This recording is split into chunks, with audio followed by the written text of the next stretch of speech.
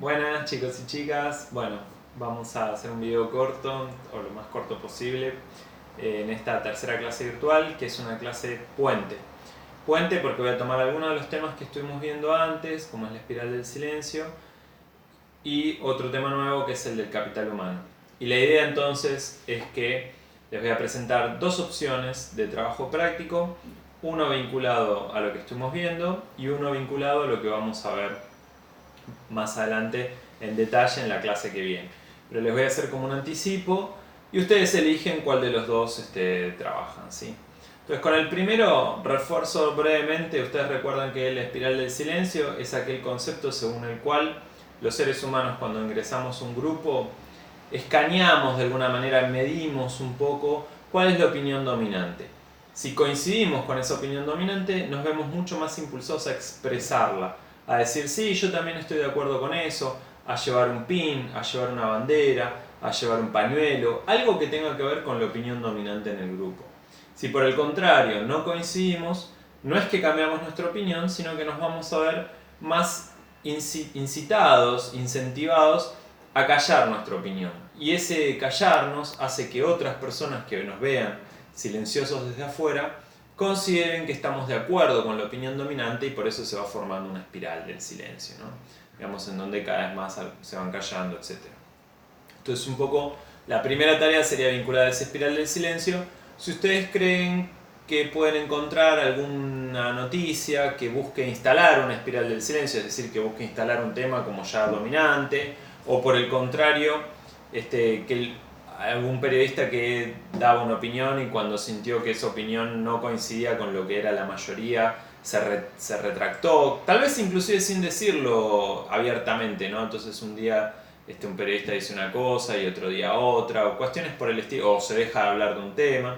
¿Alguna noticia que ustedes creen que ejemplifica de alguna forma o contraejemplifica esta espiral del silencio? Esa sería la primera tarea. La segunda tarea posible, digamos es una de las dos, es sobre el capital humano. El capital humano yo les voy a dejar ahí el concepto, está basado en, les voy a dejar el texto, mejor dicho, donde Foucault lo desarrolla. Es un texto de una clase que él da en 1979, el 14 de marzo, y les dejo el libro entero por si alguien tiene ganas de leerlo en sus ratos libres, que en la clase del 14 de marzo entonces Foucault desarrolla este concepto que está tomado de los neoliberales, o sea, son los neoliberales los que lo desarrollaron, ¿no? Y Foucault lo analiza, lo estudia.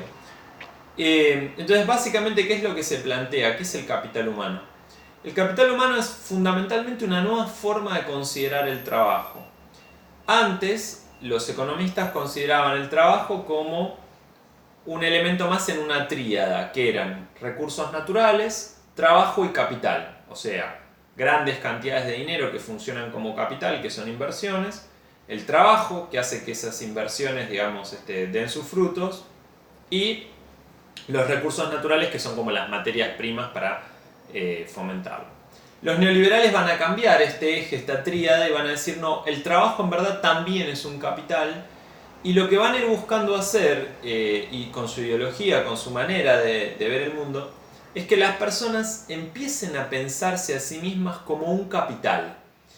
Y este capital tiene dos grandes componentes. Uno es el innato, es decir, las habilidades o los beneficios que tiene una persona simplemente por haber nacido. O sea, algunas personas tienen buena voz, otros son lindos o tienen una belleza hegemónica, digamos, otros son rápidos y entonces corren más rápido que otros y pueden ir a las Olimpiadas, etcétera, etcétera, etcétera. O bien, las adquiridas, que son todo aquello que vamos incorporando a lo largo de nuestra vida. Estudio, idiomas, experiencia, viajes, etcétera, etcétera. Y los neoliberales entonces lo que van a tratar de ir buscando es que las personas empiecen a considerarse a sí mismas como un capital que es plausible de ser agrandado, de ser agigantado, ¿no? Digamos, entonces los sueldos que pasen a pensarse como una renta de ese capital y no como un sueldo dependiendo de otro capitalista, digamos, y desde el punto de vista del trabajo, que es como se pensaba hasta ese momento, hasta los años 70, digamos.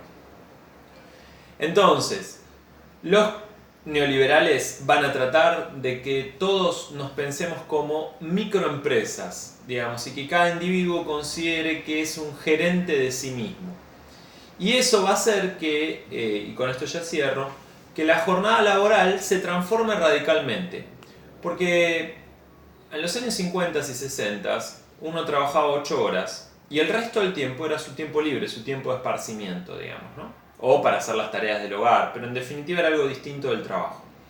En cambio, hoy en día, con muchos trabajos, la frontera, digamos, entre el trabajo y la vida cada vez tiende a difuminarse más, ¿no?